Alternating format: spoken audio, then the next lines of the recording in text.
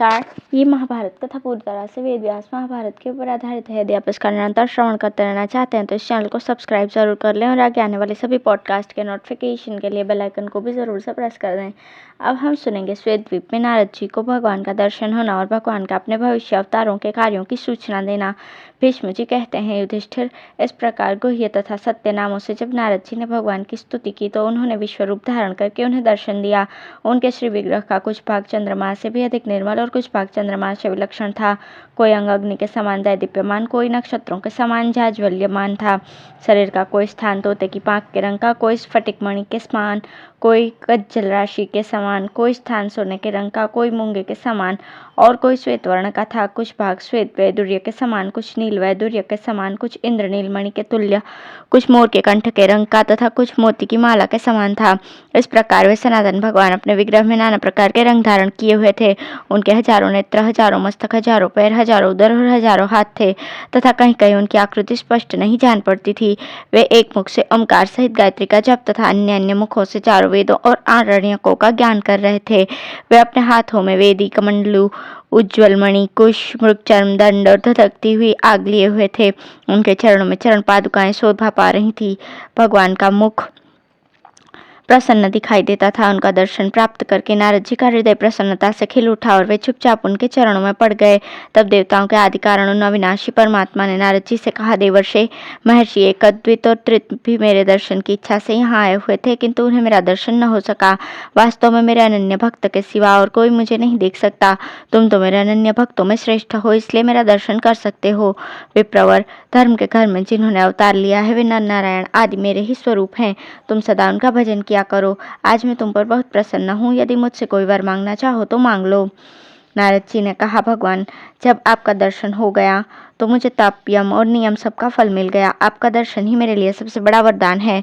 भगवान ने कहा, नारद जी, मुझे कोई नेत्रों से नहीं देख सकता। तुम जो मुझे देख रहे हो ये मेरी रची हुई माया का प्रभाव है। मैं सर्वत्र व्यापक और संपूर्ण प्राणियों का अंतरात्मा हूँ। प्राणियों के शरीरों का नाश हो जाने पर भी मैं नष्ट नहीं होता। मुनिवर, लोग मेरे एकांत भक्त हो चुके हैं। वे बड़े सौभाग्यशाली और सिद्ध हैं, क्योंकि रजोगुण और तमोगुण से मुक्त होकर वे मुझ में ही प्रवेश करेंगे।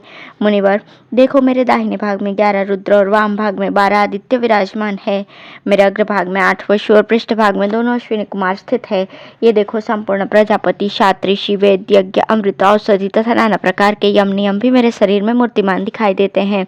8 प्रकार के ऐश्वर्य भी यहाँ साकार रूप से प्रकट हैं। श्री लक्ष्मी, कीर्ति, पृथ्वी तथा वेद माता सरस्वती देवी भी मेरे भीतर विराजमान है। उनका दर्शन करो। देखो, ये नक्षत्रों में श्रेष्ठ ध्रुव दिखाई दे रहे हैं।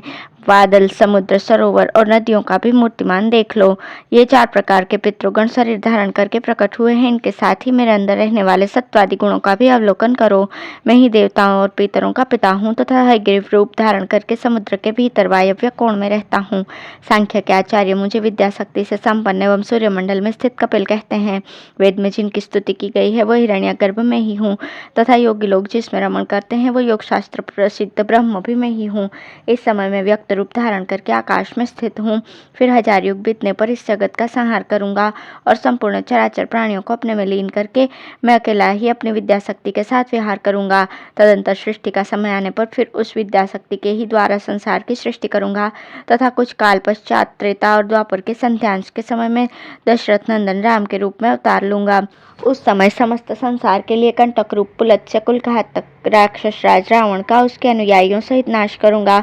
फिर द्वापर और कली की संधि में कंस को मारने के लिए मथुरा में अवतार धारण करूंगा और देवताओं के लिए कांटा बोने वाले बहुत से दानवों का वध करके द्वारिकापुरी में निवास करूंगा। वहां रहते समय देव माता अदिति का अप्रिय करने वाले भूमिपुत्र नरकासुर, मूर तथा पीठ नामक दानव का संहार करूंगा और उनके प्राग ज्योतिषपुर नामक नगर का धन धान्य द्वारिका में उठवा ले जाऊंगा। तदंतर बाणासुर का प्रिय तथा हित चाहने वाले विश्वानंदित देवता महादेव और कार्तिकेय को युद्ध में परास्त करूंगा और 1000 बाहों वाले बलिपुत्र बाणासुर को जीतकर 100 विमान में रहने वाले सालवादी वीरों को मौत के घाट उतारूंगा। इतना ही नहीं, महर्षि गर्ग के तेज से शक्तिशाली बले हुए काल्यवन का भी मेरे ही द्वारा नाश होगा। उस समय गिरिव्रज में जरासंध नामक एक बहुत बलवान असुर राजा होगा जो दूसरे राजाओं से वैर मोल लाता फिरेगा। उसका भी मेरी ही बुद्धि के प्रयत्न से नाश होगा। इसी प्रकार धर्मपुत्र युधिष्ठिर के यज्ञ में भेंट लेकर आए हुए समस्त बलवान राजा महाराजाओं के बीच शिशुपाल का मस्तक काटूंगा। महाभारत में सबको परास्त करके भाइयों सहित युधिष्ठिर को उनके राज्य पर बिठाऊंगा। उस समय संसार के लोग यही कहेंगे कि श्री कृष्ण और अर्जुन के रूप में ये नर और नारायण ऋषि जगत का कल्याण करने के लिए क्षत्रिय कुल का संहार कर रहे हैं। इस प्रकार पृथ्वी का भार उतार कर मैं द्वारिका के समस्त यादवों का भी भयंकर संहार करूंगा।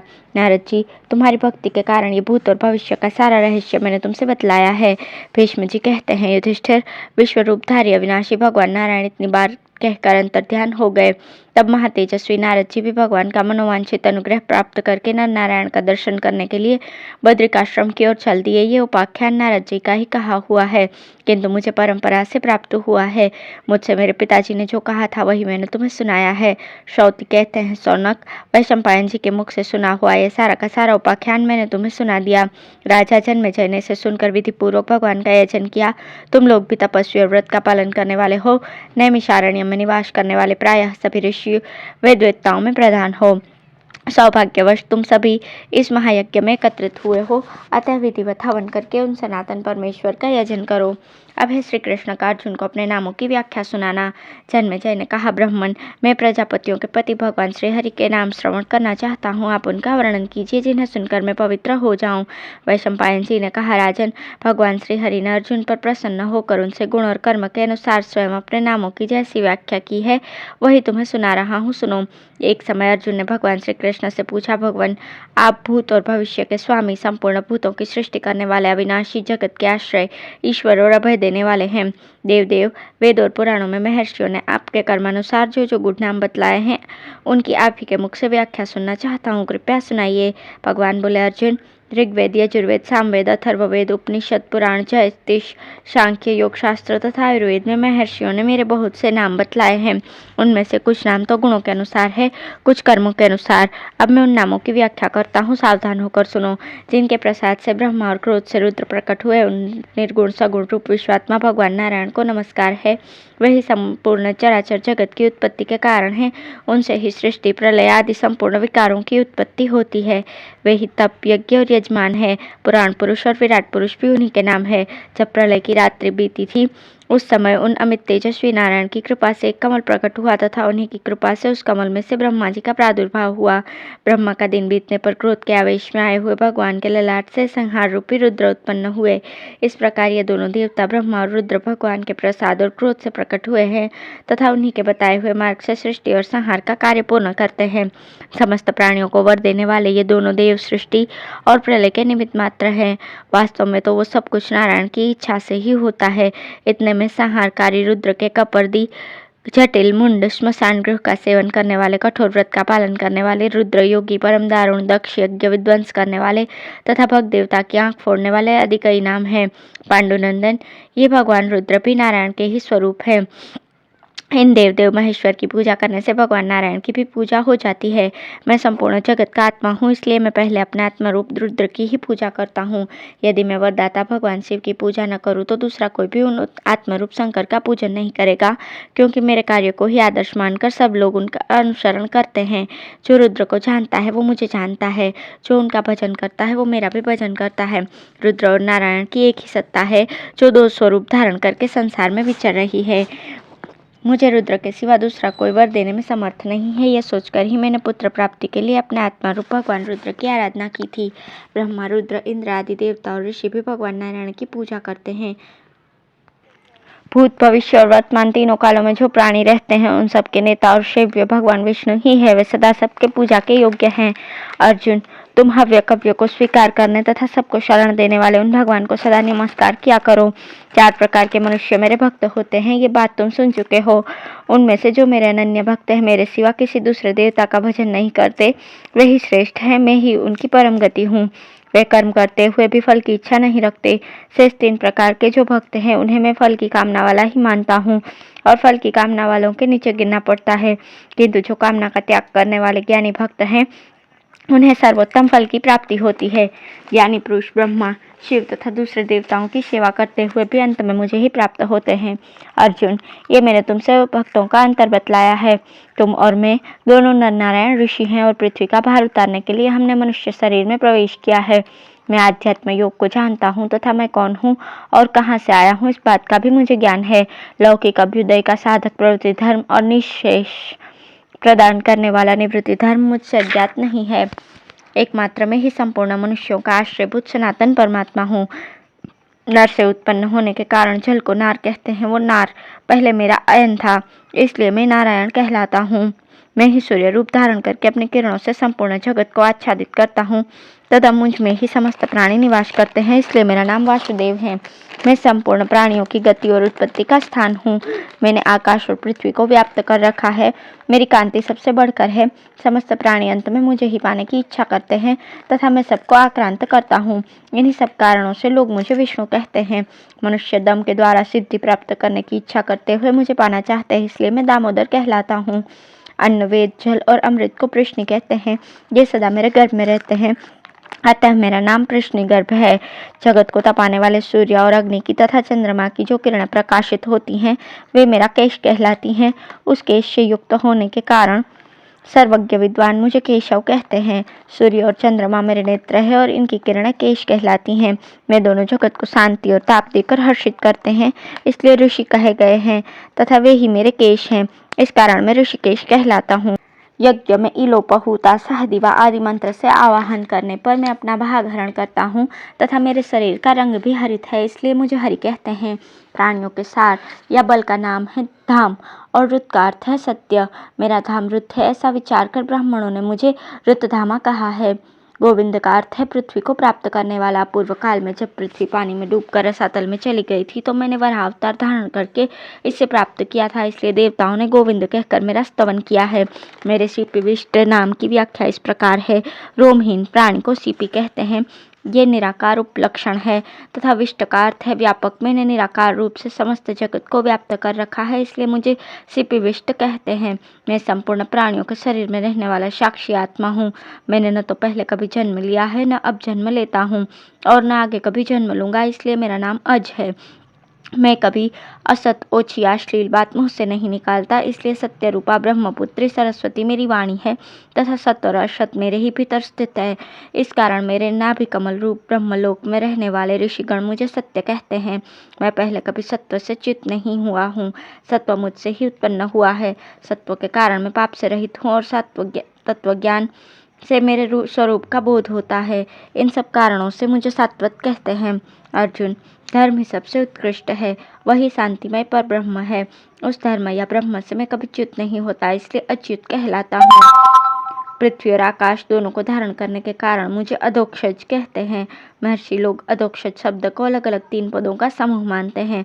अ का अर्थ लय स्थान, धोक्ष का अर्थ पालन स्थान और ज का अर्थ उत्पत्ति स्थान है। उत्पत्ति, स्थिति और लय के स्थान एकमात्र नारायण ही है, अतः उनके सिवा दूसरा कोई अधोक्षज नहीं कहला सकता। प्राणियों के प्राणों की पुष्टि करने वाला घृत मेरे स्वरूप भूत अग्निदेव की अर्चिष अर्थात ज्वाला को जगाने वाला है, इसलिए वेदज्ञों ने मुझे घृतार्ची कहा है।